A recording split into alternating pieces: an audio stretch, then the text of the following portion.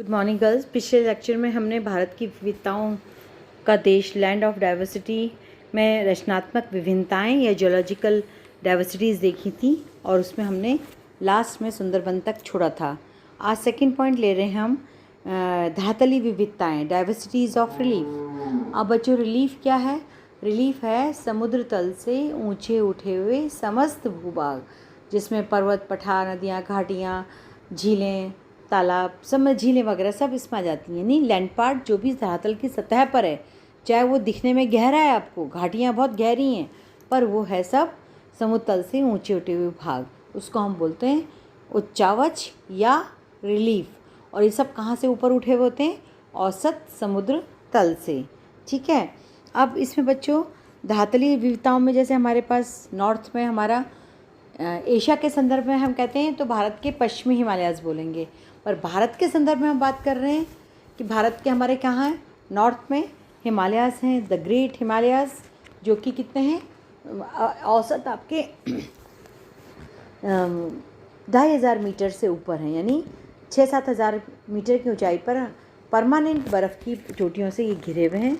और इसमें बड़ी बड़ी माउंटेन पीक्स जैसे गॉडविन ऑस्टिन, K2 जिसको बोलते हैं, और कंचनजंगा, मकालू, धौलागिरी, मंसालू, अन्नपूर्णा, ये सब हमारे देश के माउंटेन्स हैं, मतलब हमारे सीमा बना रहे हैं, देश पर हैं, नॉर्थ से लेकर के नॉर्थ ईस्ट तक हैं। अब बच्चों, मेन इंपॉर्टेंट बात यह है कि Everest is also part of Himalayas, परंतु ये नेपाल में। कहने का मतलब हमारे पास इतनी विकट माउंटेन पीक्स हैं कि जिन पे चढ़ना उतरना इम्पॉसिबल है। ठीक है। और इसमें क्या है बच्चों कि जो भारत जो है उपमहाद्वीप जो कहलाया है, एशिया में इसकी बिल्कुल डिफरेंट पहचान है। तो उसमें से एक मुख्य कारण हिमालय की विभिन्नताएं, जैसे कैसे हिमालय हाइट्स में डिफरेंट टाइप्स हैं, महान हिमालयाज़, लघु हिमालयाज़ एंड मध्य हिमालयाज़, महान, मध्य एंड लघु। पहला वाला चैप्टर याद करिए, दिस थिंग आपके हम क्या बोलते हैं इसको? हिमाद्री, हिमाचल, और इसका इम्पॉर्टेंट बात हमने बोला तीसरा। इस प्रकार से हमारे पास हिमालयज़ की भी 3 अलग अलग प्रकार की समानांतर श्रेणियाँ हैं, महान हिमालयज़, मध्य हिमालयज़ और लघु हिमालयज़। जिसमें हमारे लघु हिमालयज़ या बाह्य हिमालयज़ जो हैं, उनमें शिवालिक्स जो हैं उनमें साल के 2 या 3 महीने बर्फ़ से ढके हुए होते हैं, और बाकी महीने ग्रीष्मकाल आते ही बर्फ़ पिघलना शुरू आती है। तो हिमालयज़ हमारे जो सबसे इम्पॉर्टेंट हमारे लिए हैं वो नित्यवाहिनी, सदाबहानी या पेरिनियल रिवर्स जो हम कहते हैं, उसके उद्गम स्रोत हैं। अब जो सबसे चेंज क्या होता है कि जब ये उत्तर में होती हैं नदियाँ, जो उद्गम स्थल में से निकलती हैं, तो इनकी बहुत तीव्र धारा होती है, क्योंकि धरातल कैसा है? बहुत तीव्र। कोण किसका? इसका बहुत ज़्यादा अधिक कोण है। और हमारे पास जैसे ही मैदानी भाग में उतरती है तो मैदानी भाग में आके कोण कैसा होता है? 10 से 15 डिग्री के बीच में जाता है। आपको बता रखा है मैंने कोण के, जैसे आप ज्योमेट्री में निकालते हैं ना, ज्योमेट्री के अंदर डी रखते हैं और 5 डिग्री 10 डिग्री, तो इस तरह से 15 डिग्री वाला ढाल जो मैंने आपको रिलीफ बनाई थी उन फीचर्स में बता रखा है। फिर भी थोड़ा सा दोबारा से रिवाइज कर लीजिएगा। तो हमारे पास में क्या, अब ये रिलीफ से हमारा सबसे इम्पॉर्टेंट पार्ट नॉर्थ में क्या हो रहा है बच्चों? वाटर डिवाइड पोजीशन आपकी आ रही है। तो हमारा जो वाटर डिवाइड है बच्चों वो है अम्बाला से ही स्टार्ट होता है ना, प्लेन एरिया हिमालय शिवालिक्स का आउटर साइड से, और ये इसकी यहाँ पर ऊंचाई अधिकतम आ रही है 291 मीटर 9291। और ये अम्बाला यानी हरियाणा से होते हुए बॉर्डर बनाते हुए आपका सीधा पंजाब हरियाणा के बॉर्डर से होता हुआ सीधे गंगानगर बीकानेर में एंटर होता है। बीकानेर, गंगानगर, बीकानेर में एंटर करके सीधा ये जैसलमेर होता हुआ रन ऑफ कच्छ में चला जाता है। यानी हमारा जो पानी है सतलुज नदी का, इसी वाटर डिवाइड के कारण जो ढाल है वो उसका पाकिस्तान की तरफ है। तो सारी 5 नदियाँ हमारी जो हैं वो आपकी सिंधु, सतलज, व्यास, चिनाब, झेलम, ये सारी हमारी कहाँ चली जाती हैं? इनका पानी सारा पाकिस्तान में चला जाता है। तो वाटर डिवाइड क्या हुआ बच्चों? जो टेरिन के अनुसार फॉलो करे, यानी धरातल का जो ढाल होता है, टेरिन बोलेंगे उसको, टेरिन के हिसाब से जो ढाल के अनुरूप पानी बहता है, ये सबको पता है ये चीज़। बिना ढाल के पानी इकट्ठा हो जाएगा। तो ये तो हमारा नॉर्थ का वाटर डिवाइड है भारत पाकिस्तान के बीच। और साउथ में हमारा वाटर डिवाइड है आपके पश्चिमी घाट के पश्चिमी ढाल। तो उसमें मैंने क्या बताया आपको? ढाल कैसा है? हमारा ढाल है पूर्व की तरफ, मतलब पश्चिमी घाट का ढाल किस तरफ है? पूरब की तरफ। तो हमारी सारी नदियाँ कहाँ आती हैं? पश्चिम से निकल कर के हमारे पूरब की तरफ बहती हैं, साउथ ईस्ट में बहती हैं, नॉर्थ वेस्ट से निकल के साउथ ईस्ट में बहती हैं। तो नर्मदा हो चाहे गोदावरी, कावेरी, महानदी, सारा हमारा कृष्णा, कावेरी, साउथ की जितनी भी नदियाँ हैं उनका टेरेन किस तरफ है? ईस्ट की तरफ है, साउथ ईस्ट की तरफ। तो सारा का सारा पानी ईस्ट की तरफ आता है। तो इस प्रकार से बच्चों ये हमारा जो नॉर्थ का ढाल है ये पंजाब हरियाणा के मैदान से होता बता दिया मैंने आपको। अब इसी तरह से हमारे गंगा नदी जो है वो ईस्ट में बहती है। सहारनपुर से कोलकाता तक हमारा मैदान का औसत ढाल 20 सेंटीमीटर प्रति किलोमीटर है। इसको हम सेंटीमीटर्स में इस तरह से बोलेंगे, डिग्री ना बोल करके प्रति किलोमीटर बोला हमने, ठीक है। किलोमीटर के साथ यूनिट सेंटीमीटर ही लगेगी। और वाराणसी कोलकाता के बीच ये घटकर केवल 15 सेंटीमीटर रह जाता है। यानी कि गंगा नदी आपके बिल्कुल ऐसा लगता है पानी बह ही नहीं रहा है, रेंगना शुरू, मतलब बिल्कुल पता ही चलता है, इतना स्लो इसका ढाल हो जाता है। और इसी कारण से जो अवसाद लाए हुए होते हैं गंगा के मैदान में वो सारे बील्स बन जाते हैं, तैरते हुए द्वीप, जो मैं आपको फिजिकल डिवीज़न के उसमें बता चुकी हूँ, मैप के अंदर भी। तो इस प्रकार से बच्चों ढाल जो है, धरातलीय स्वरूप जो है वो हमारी नदियों के बहाव के लिए बहुत इम्पॉर्टेंट है, फिर उसके साथ लाए हुए अवसादों के जमाव के लिए बहुत इम्पॉर्टेंट है। और इसी कारण से इसी धरातलीय स्वरूप के कारण नदियों का युवावस्था, प्रौढ़ावस्था और वृद्धावस्था डिफाइन होती है। और बांगर खादर भी इसी कारण से बनते हैं। खादर बहुत उपजाऊ यानी लो लैंड एरियाज़ हैं, निम्न धरातलीय क्षेत्र हैं जहाँ ढाल बहुत कम है, नदी हर साल अपने साथ अवसाद जमा करती है। और बागर वो क्षेत्र हैं जो थोड़े ऊंचे हैं और नदी कई सालों बाद या लॉन्ग बैक पहले, कभी वर्षों पहले अपना अवसादी जमाव रखा था, तो इसलिए वो अवसादी जमाव के कारण फर्टाइल तो हैं परंतु पुराने बेड्स ऑफ सॉइल हैं, ठीक है। अब तीसरा बिंदु आता है बच्चा जलवायु संबंधी विविधताएं, डाइवर्सिटीज़ ऑफ क्लाइमेट। अब बच्चों हमारे पास तो डाइवर्सिटी क्लाइमेट की कितनी तरह की है। देखो केरल से शुरू करें, क्योंकि केरल में अभी मानसून हिट हुआ अपना, जैसे अपन ने बताया था 1-2 जून को होता है। तो केरल में क्या है, हाईएस्ट रेन होती है, मैक्सिमम रेन, और विषुवत रेखा के निकट है। तो कौन सी जलवायु है? Hot and humid. मैं पूरा डिटेल में नहीं बता रही हूँ क्योंकि अपन जलवायु के वर्गीकरण को पढ़ चुके हैं। ऐसे समुद्र तटीय जलवायु का प्रभाव पड़ता है हमारा मुंबई पर, है ना, जल समीर थल समीर का।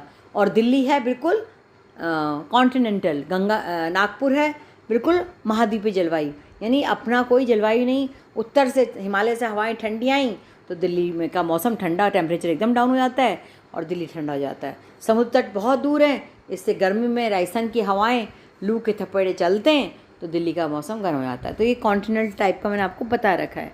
इसी प्रकार हमारे यहाँ राजस्थान जो हमारा है, बाड़मेर 48 से 50 डिग्री सेल्सियस टेम्परेचर रहता है। जहाँ कश्मीर में हमारा -3-4 डिग्री तो कॉमन है, परंतु 20-22 डिग्री सेल्सियस भी रहता है। द्रास हमारा इस क्षेत्र का सबसे ठंडा क्षेत्र है। सियाचिन हमारी आबादी नहीं है, द्रास तक तो लोग रहते हैं, आर्मी कैंप्स हैं, गांव हैं बीच बीच में, तो इसलिए द्रास को हम मेंशन कर रहे हैं। परंतु सियाचिन इससे भी -50-55 तक है। तो हमारे यहाँ टेम्परेचर का इतना वेरिएशन है कि दिन में तापमान यदि 40 डिग्री सेल्सियस तो रात में माइनस में भी चला जाता है कई बार, और निम्नतम तापमान बहुत ही कम होता है। इसी प्रकार हमारे यहाँ मौसिन राम जो है, वर्षा का प्रोपोर्शन देखो तो मौसिन राम में आपका 1221 सेंटीमीटर वर्षा वार्षिक औसत वर्षा होती है, औसत वार्षिक वर्षा होती है, ये बता चुकी हूँ, फिर भी याद कर लीजिए। और जैसलमेर ऐसा है जिसमें 10 से 12 सेंटीमीटर वार्षिक औसत वर्षा होती है।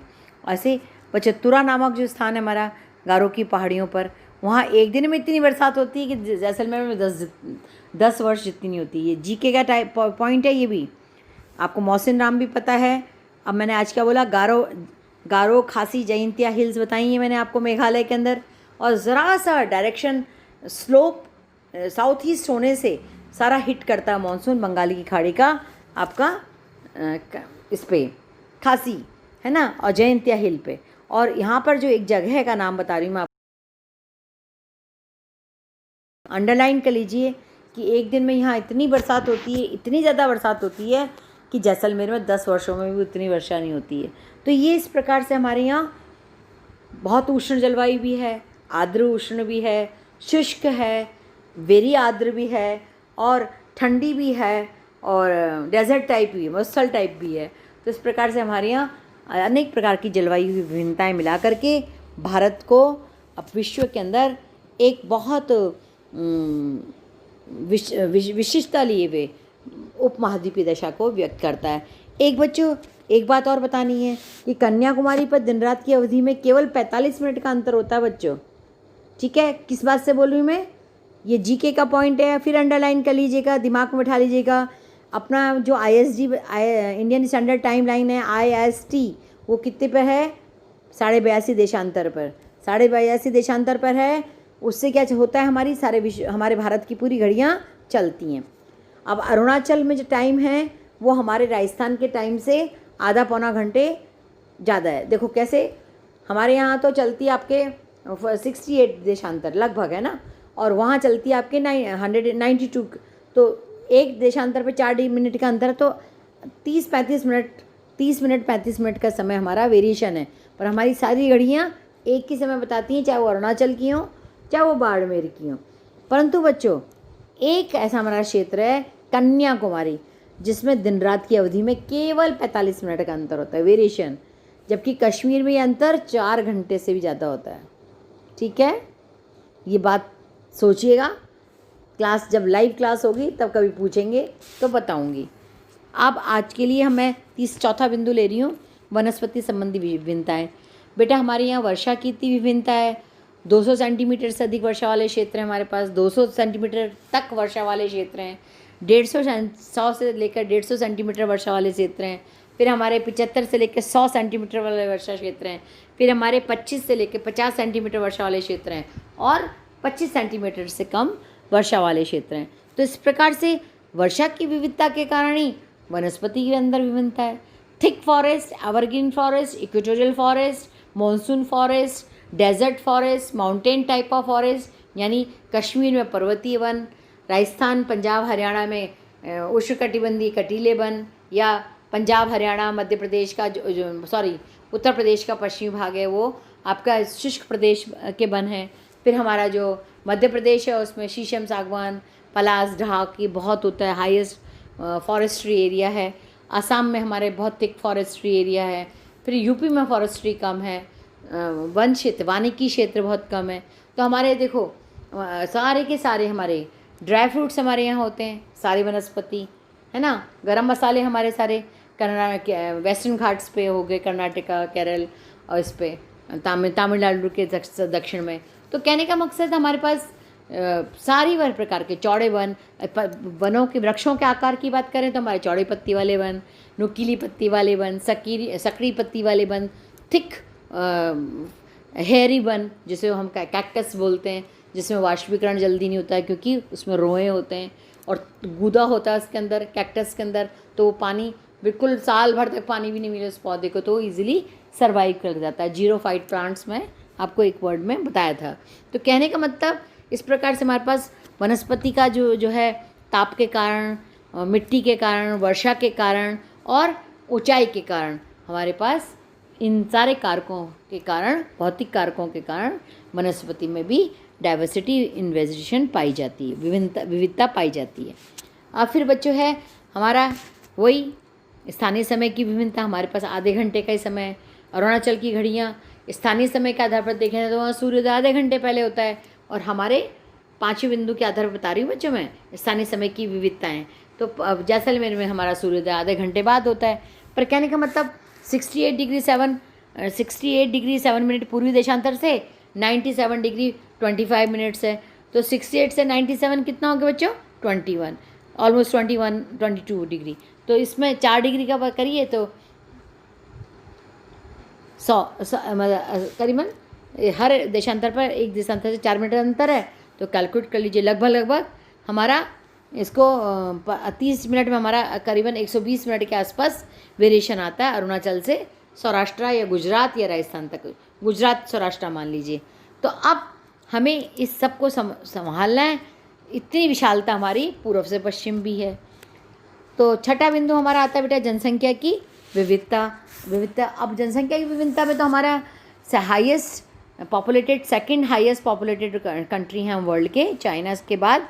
परंतु हमारे पास इतनी विभिन्नता है हमारे टेरेन पे, हमारी टोपोग्राफी के हिसाब से, हमारे धरातली बनावट के आधार पर। तो लद्दाख में तो आपका बिल्कुल, लद्दाख है, जैसलमेर है, बिल्कुल मतलब लगभग आपके क्या कहना चाहिए उसको, डेंसिटी ऑफ पॉपुलेशन का आपसे बिल्कुल नगण्य टाइप है। 25 व्यक्ति प्रति वर्ग किलोमीटर के आसपास, 25 से 50 व्यक्ति पर किलोमीटर के आधार पर है। और जबकि अरुणाचल में 17 व्यक्ति 211 की जनगणना के आधार पर हम यदि बात करें उदाहरण के तौर पे, तो 17 व्यक्ति अरुणाचल प्रति वर्ग किलोमीटर पे हैं। जबकि बिहार में हमारे 1102 किलोमीटर प्रति व्यक्ति हैं। दिल्ली में हमारे 11,297 व्यक्ति प्रति वर्ग किलोमीटर पे हैं। तो बच्चों ये कहने की बात है, जहाँ सुविधाएं, नदी घाटियाँ हैं, उपजाऊ मैदान है, उत्तम दशाएं हैं, वहाँ जनाधिक्य बहुत अधिक है। तो हमारी वैसे ही हम नंबर ऑफ पॉपुलेशन में, मतलब जनगणना के आधार पर दूसरे देश हैं, तो ह्यूमन रिसोर्स हमारे पास इतना ज़्यादा है।